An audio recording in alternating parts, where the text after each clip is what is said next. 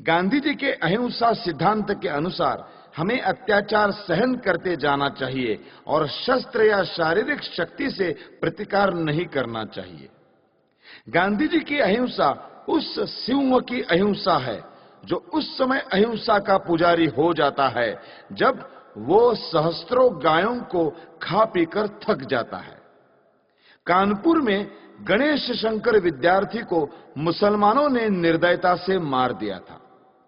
गांधी जी उनका उदाहरण देकर कहते थे कि इस प्रकार अहिंसा पर चलकर अपना बलिदान कर देना चाहिए। मेरा विश्वास है यह अहिंसा यानी नपुंसकत्व देश को नष्ट कर देगी और पाकिस्तान भारत पर आधिपत्य जमा लेगा। मुझे स्पष्ट दिखाई देता था कि यदि मैं गांधी जी का वध करूंगा तो मैं जड़ मूल से नष्ट कर दिया जाऊंगा। लोग मुझसे घृणा करेंगे। मेरा सम्मान जो मुझे प्राणों से अधिक प्रिय है नष्ट हो जाएगा। किंतु साथ में मैं ये भी जानता था कि गांधी जी सदा के लिए विदा हो जाएंगे तो देश की राजनीति में शस्त्र प्रयोग और प्रतिकारात्मक कार्यवाही को स्थान मिलेगा। देश शक्तिशाली होगा। मैं अवश्य मरूंगा किंतु देश अत्याचारों से मुक्त होगा। सब मुझे मूर्ख कहेंगे पर देश ऐसे मार्ग पर चलेगा जो उचित होगा। यही सोचकर मैंने गांधी जी का अंत करने की ठानी। मैंने अपना निर्णय किसी को नहीं बताया। 30 जनवरी 1948 के दिन मैंने गांधी जी का वध किया। मेरे पास कहने को और कुछ नहीं है। यदि देशभक्ति पाप है तो मैं पाप मानता हूं। मैंने पाप किया है। यदि प्रशंसनीय है तो मैं अपने आप को उस प्रशंसा का अधिकारी समझता हूं। मुझे विश्वास है यदि मनुष्यों द्वारा स्थापित न्यायालय से ऊपर कोई और न्यायालय होगा तो उसमें मेरे कार्य को अपराध नहीं समझा जाएगा। मैंने देश और जाति की भलाई के लिए यह काम किया है। मैंने उस व्यक्ति पर गोली चलाई जिसकी नीति से हिंदुओं पर घोर संकट आए और हिंदू नष्ट हुए। वास्तव में मेरे जीवन का उसी समय अंत हो गया था जब गांधी जी पर गोली चलाई थी। उसके पश्चात मैं अनासक्त जीवन बिता रहा हूं। मेरे लिए संतोष का विषय है कि मुझे कोई पश्चाताप नहीं है। हैदराबाद की समस्या में अकारण देर हो रही थी। सरकार ने गांधी जी के मृत्यु के बाद शस्त्र शक्ति से इस समस्या को ठीक रूप से सुलझा दिया है। भारत की आधुनिक राजनीति और सरकार अभी तक तो ठीक प्रकार से चलती हुई जान पड़ रही है। गृहमंत्री ने कहा है कि देश के पास प्रचुर युद्ध सामग्री होनी चाहिए। ऐसा विचार प्रकट करते हुए उन्होंने ये नहीं कहा कि वे गांधी जी के सिद्धांतों पर चलकर ये सब कुछ करेंगे। यदि वे ऐसा कहें तो केवल अपने मन के संतोष के लिए कहेंगे।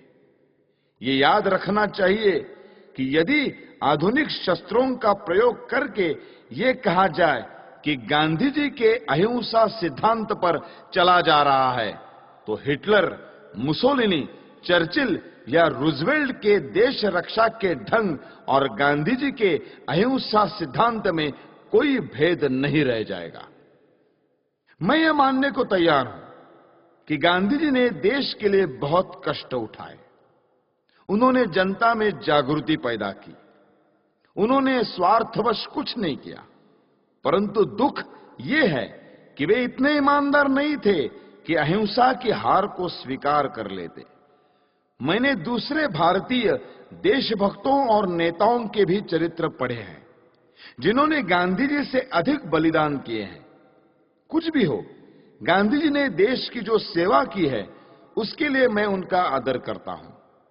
उन पर गोली चलाने के पूर्व मैं उनके सम्मान में इसीलिए नतमस्तक हुआ था। किंतु जनता को धोखा देकर पूज्य मातृभूमि के विभाजन का अधिकार किसी बड़े से बड़े महात्मा को नहीं है। गांधी जी ने देश को छलकर देश के टुकड़े किए क्योंकि ऐसा न्यायालय या कानून नहीं था जिसके आधार पर ऐसे अपराधी को दंड दिया जा सकता। इसीलिए मैंने गांधी को गोली मारी। उनको दंड देने का केवल यही एक तरीका रह गया था। यदि मैं यह न करता तो मेरे लिए अच्छा ही होता, परंतु स्थिति बहुत खराब हो गई थी और मेरे हृदय में इतना अधिक क्षोभ था कि मैंने सोचा कि गांधी जी को स्वाभाविक मृत्यु से नहीं मरने देना चाहिए। संसार को पता लग जाए कि इस व्यक्ति ने अन्यायपूर्वक राष्ट्र के साथ छल करके भयानक रूप से देश के एक संप्रदाय का जो पक्ष लिया है, उसका दंड भोगना पड़ा। मैंने इस समस्या का अंत इसी प्रकार करना चाहा, क्योंकि इसी से लाखों निर्दोष हिंदुओं का जीवन बच सकता था। गांधी जी की जो अहममयी प्रवृत्ति इस पवित्र भूमि के पुत्रों के लिए घातक सिद्ध हुई, उसके लिए भगवान उन्हें क्षमा करे। मेरी न किसी से कोई शत्रुता है, न किसी के प्रति कोई दुर्भावना। यह मैं अवश्य कहता हूं कि इस सरकार के लिए मेरे हृदय में कोई आदर न था, क्योंकि ये अनुचित रूप से देश के शत्रुओं के हाथ मजबूत कर रही थी। मैं देख रहा था कि ये नीति गांधी के कारण थी। अब ऐसे व्यक्ति का अंत हो जाने के बाद वो राष्ट्र निर्माण की योजनाओं पर कार्य करने के लिए स्वतंत्र है। किंतु मुझे यह कहते दुख होता है कि प्रधानमंत्री नेहरू के भाषणों और कार्यों में बड़ा अंतर है। वे धर्मनिरपेक्षता के आधार पर राष्ट्र निर्माण की बातें करते हैं, जबकि उन्होंने स्वयं पाकिस्तान को धार्मिक आधार पर स्वीकार किया है। उन्हें सोचना चाहिए था कि सांप्रदायिक आधार पर बनाया हुआ पाकिस्तान भारत के लिए लाभदायक न होगा। फिर भी सब कुछ सोचने के पश्चात मेरे हृदय ने कहा कि गांधी जी के विरुद्ध काम करना चाहिए। किसी ने मुझ पर इस संबंध में कोई दबाव नहीं डाला और न ही कोई डाल सकता था। आप मेरी इस भावना को जिस प्रकार देखना चाहे देखें, और इस भावना के परिणाम स्वरूप मेरे किए हुए इस कार्य को देखकर जो दंड उचित समझे दें। इस विषय में कुछ कहने की मेरी इच्छा नहीं है। मैं किसी प्रकार की दया नहीं चाहता। मैं ये भी नहीं चाहता कि मेरी ओर से कोई दया की याचना करे। इस अभियोग में बहुत से मनुष्यों को मेरे साथ इस अपराध में ले लिया है। उन पर आरोप है कि उन्होंने षड्यंत्र रचा। इस विषय में मैं पहले ही कह चुका हूं कि इस कार्य में मेरा कोई साथी नहीं था। स्वयं मैं और केवल मैं ही इसका उत्तरदायी हूं। यदि दूसरे लोग इसी दोष के लिए नहीं खड़े किए जाते तो मैं अपने लिए बचाव भी न करता। न्यायालय को मालूम है कि 30 जनवरी 1948 के कृत्य से संबंधित साक्षीदारों की परिपरीक्षा यानी क्रॉस एग्जामिनेशन न ली जाए, ऐसी मेरी इच्छा थी और मेरे विधिज्ञों को भी मेरा वैसा आग्रह रहा था। इससे मैं अपने लिए बचाव नहीं कर रहा, यह स्पष्ट होगा। मैं इस बात को पहले ही बता चुका हूं कि 20 जनवरी को मैं शांतिमय प्रदर्शन के पक्ष में न था। अपने सिद्धांतों का प्रचार करने के लिए यह उपाय मुझे व्यर्थ प्रतीत होता था। फिर भी मैंने प्रार्थना सभा में होने वाले उस प्रदर्शन में सम्मिलित होना स्वीकार कर लिया। यद्यपि इसमें सम्मिलित होने की मेरी आंतरिक इच्छा न थी। दैव योग से मैं उसमें सम्मिलित न हो सका और किसी कारण से जब यह प्रयत्न सफल भी नहीं हुआ, तब मुझे बड़ी निराशा हुई। आप्टे और अन्य लोगों ने पूना, बंबई, ग्वालियर में स्वयं सेवकों के लिए जो परिश्रम किया था, उसका कुछ भी फल नहीं निकला। तब गांधी जी के वध के अतिरिक्त मेरे लिए दूसरा मार्ग नहीं रह गया था। इन्हीं विचारों में खोया हुआ जब मैं दिल्ली के शरणार्थी कैंप में घूम रहा था, तो मुझे एक फोटोग्राफर मिला जिसकी कमर में कैमरा लटक रहा था। उसने मुझे फोटो उतरवाने के लिए कहा। वो शरणार्थी ही प्रतीत होता था। मैंने फोटो खिंचवा लिया। जिस समय मैं स्टेशन पर आया, मैंने आप्टे को 2 पत्र लिखे, जिसमें अपनी मानसिक दशा का वर्णन किया और अपने फोटो भी भेज दिए। नानाराव आप्टे से प्रेस और पत्र के क्षेत्र में मुझसे घनिष्ठ संबंध थे। उन्हें मैंने एक पत्र व्यक्तिगत पते पर भेजा और दूसरा हिंदू राष्ट्र कार्यालय के पते पर। अंत में मैं ये कहना चाहता हूं कि जो वक्तव्य मैंने दिया है वो सत्य और शुद्ध है। प्रत्येक बात संदर्भ ग्रंथों को देखकर तैयार की गई है। मैंने सरकारी समाचार पत्र, इंडियन ईयर बुक, कांग्रेस का इतिहास, गांधी जी की आत्मकथा, समय समय पर प्रकाशित कांग्रेस के बुलेटिन, यंग इंडिया और हरिजन की फाइलें और गांधी जी की प्रार्थना सभा के भाषणों से ये वक्तव्य तैयार करने में सहायता ली है। मैंने ये लंबा वक्तव्य इसलिए नहीं दिया है कि लोग मेरे कार्य को सराहें, बल्कि इसलिए दिया है कि लोग मेरे विचारों को भली भांति जान जाए और किसी के मस्तिष्क में मेरे विषय में कोई भ्रांत धारणा न रहे।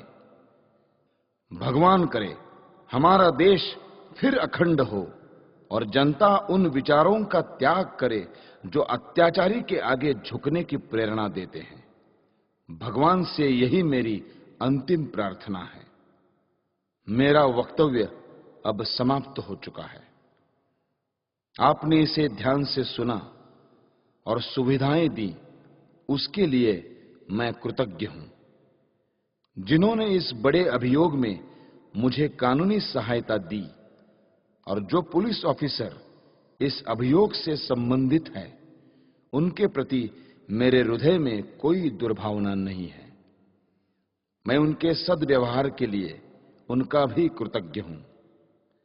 जेल के ऑफिसरों को भी धन्यवाद।